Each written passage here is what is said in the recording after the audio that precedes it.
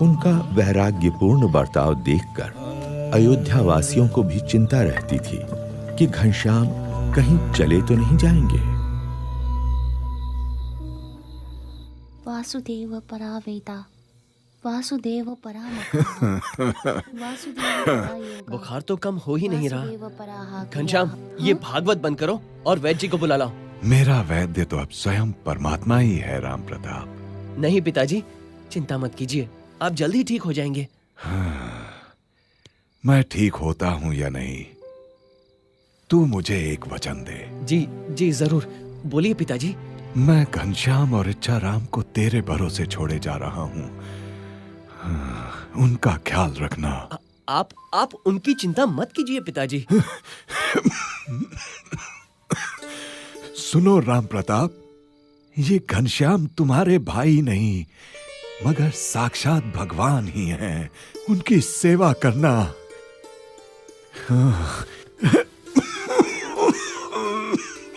पिताजी ये लीजिए।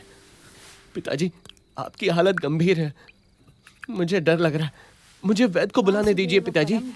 मेरी हालत इससे बेहतर कभी नहीं थी राम प्रताप। साक्षात परमात्मा घनश्याम यहाँ प्रकट हुए और हम सब धन्य हो गए।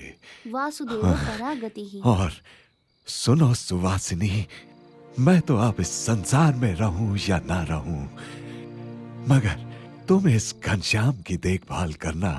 हाँ, घनश्याम अनंत जीवों के कल्याण के लिए जन्म लिए हुए हैं। लेकिन देखना, कहीं राम प्रताप ऐसा निमित्त ना बने कि घनश्याम इस कुल को छोड़कर सदा के लिए घर से निकल पड़े। मैं घनश्याम की सेवा जरूर करूंगा, मगर पिताजी आपका शरीर। राम प्रताप, मेरा शरीर यहाँ है, किंतु घनश्याम की कृपा से मेरी आत्मा तो अक्षरधाम में विचरण कर रही है।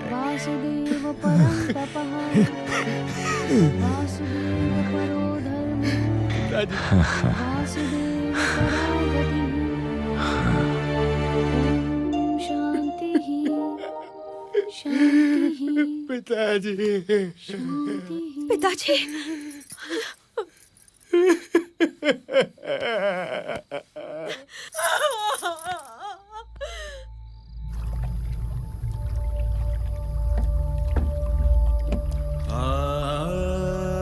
घनश्याम की अयोध्या की लीला समाप्ति पर थी और कल्याण यात्रा उन्हें निमंत्रण दे रही थी। वैसे भी अयोध्यावास तो उनकी कल्याण यात्रा की भूमिका भर था, मात्र एक पड़ाव जहां से घनश्याम अपनी कल्याण यात्रा का आरंभ करने वाले थे।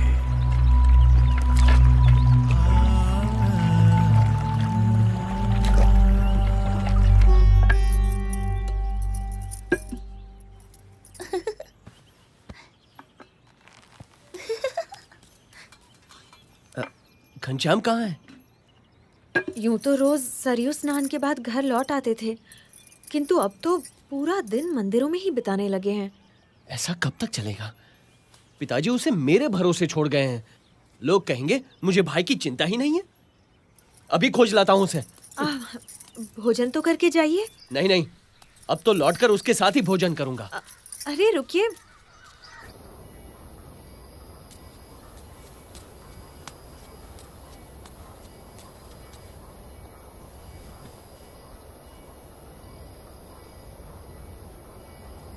घनश्याम,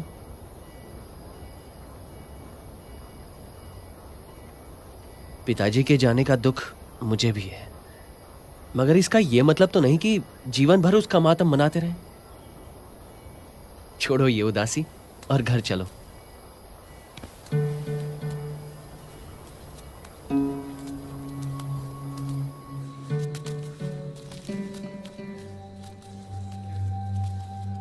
बड़े भैया, संसार से मेरे सारे बंधन टूट चुके हैं। कहीं किसी से भी मेरा लगाव नहीं रहा। माँ और पिताजी ने मुझे पहचान लिया तो उन्हें मुक्ति दे दी। अब जो जो मुझे पहचान लेंगे मैं उनकी मुक्ति के द्वार खोलूंगा। मेरा जन्म अनंत जीवों की मुक्ति के लिए ही तो हुआ है।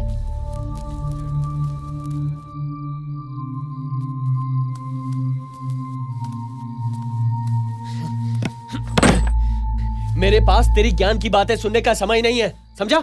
अब से घर के बाहर पैर रखा ना तो तेरी टांगे तोड़ दूंगा।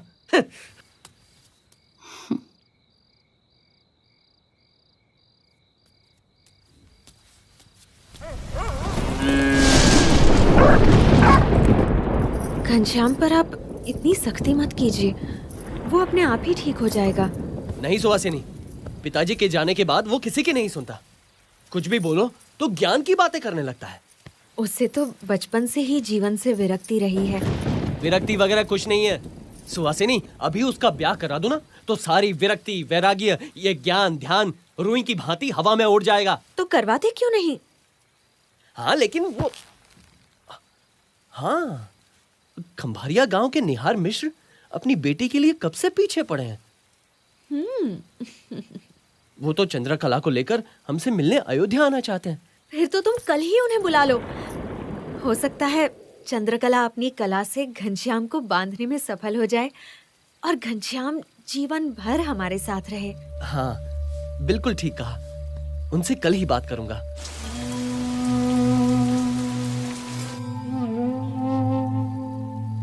चलो भोजन ले लो, रात बहुत हो गई है। तुम्हारे भैया और इच्छाराम तो भोजन करके कब के सो गए। तुम्हारे हाथों का ये अंतिम भोजन ले रहा हूँ भाभी। अच्छा देवर जी, तो आपने मेरी और अपने भैया की बातें सुन ली। अभी तो केवल मंगनी आई है, ब्याह लगन तो अभी बाकी है। फिर मेरे हाथों की रसोई को तिलांजलि देना। सुवासिनी को क्या पता था कि अपनी कल्याण यात्रा के लिए घनश्याम केवल उनकी रसोई को ही नहीं, घर, परिवार, संसार के हर एक सुख को तिलांजलि देने का संकल्प कर चुके थे। उन्हें अपनी भूख से अधिक अनंत जीवों की मुक्ति की भूख की चिंता थी।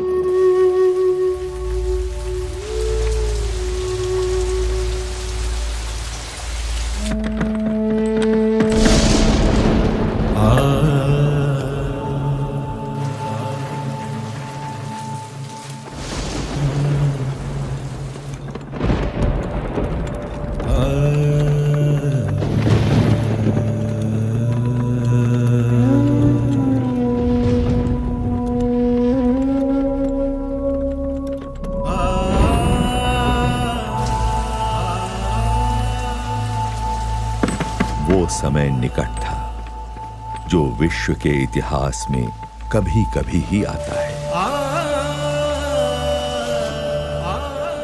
जब कोई संसार के कल्याण के लिए संसार के ही सारे सुखों को त्याग देता है।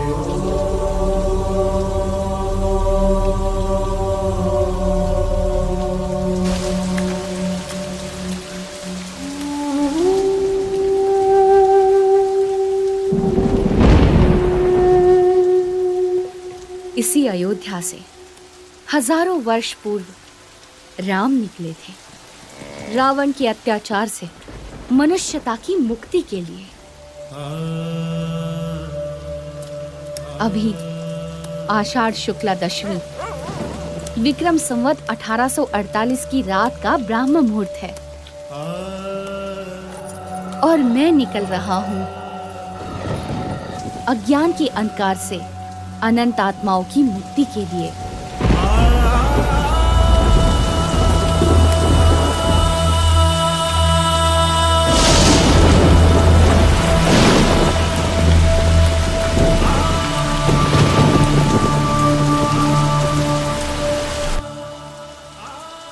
अंधकार में डूबी हुई अयोध्या नगरी के लोग निद्राधीन थे, मनुष्य मात्र की तरह, और सोते हुए मनुष्य मात्र में चेतना जगाकर उन्हें कल्याण के मार्ग पर प्रेरित करने के लिए घनश्याम के चरण बढ़ चले कल्याण यात्रा पर नीलकंठ वर्णी के रूप में।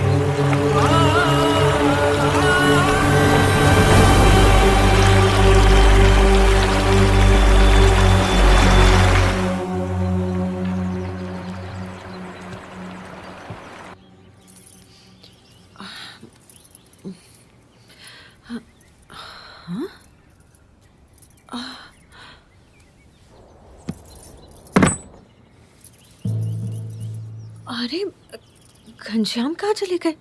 अरे ये क्या, उनकी सारी चीजें भी नहीं है। अब सुनिए घनश्याम कहीं चले गए हैं क्या? कहाँ गया? ऐसे कैसे चला जाएगा? कहीं वो हमें छोड़कर तो नहीं चले गए? जरा जाकर ढूंढिए ना उन्हें। यहीं कहीं मंदिर में बैठकर कथा सुन रहा होगा या किसी को ज्ञान की बातें सुना रहा होगा। कहीं मेरे हाथों की रसोई को सच में तिलांजलि तो नहीं देती? चिंता मत करो, वो आ जाएगा।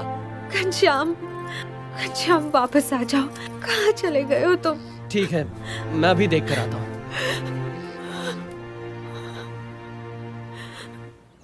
घनश्याम, तो मैंने उनसे घनश्याम, घनश्याम, घनश्याम, सब लोग वहाँ उपस्थित थे।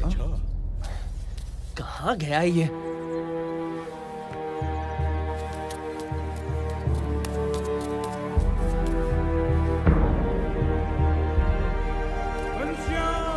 अरे भाई घनश्याम नहीं मिल रहे, चलो वहाँ ढूंढने में मेरी मदद करो। हाँ चलो भाई चलो। पुजारी जी, घनश्याम नहीं मिल रहे हैं, आपने उन्हें देखा?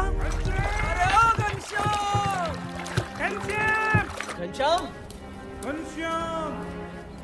घनश्याम! घनश्याम! कहाँ हो? घनश्याम!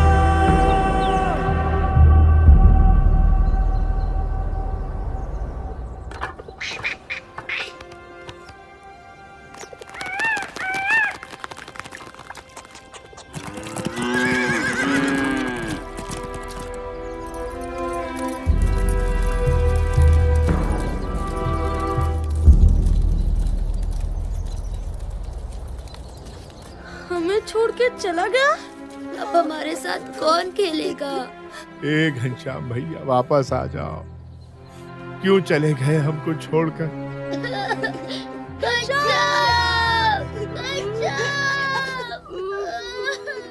क्या सच में घनश्याम हमें छोड़कर चला गया?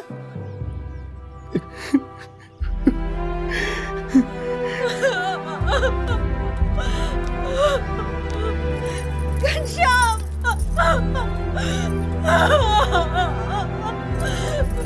क्यों चले गए हमें छोड़कर?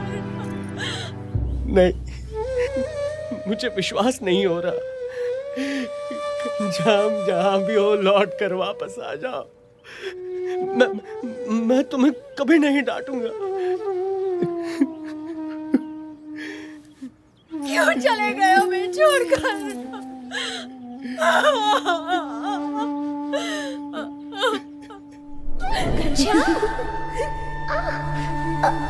मुझे पकड़ पाना बड़े बड़ों के बस में भी नहीं है भाभी। घनश्याम वापस आ जाओ।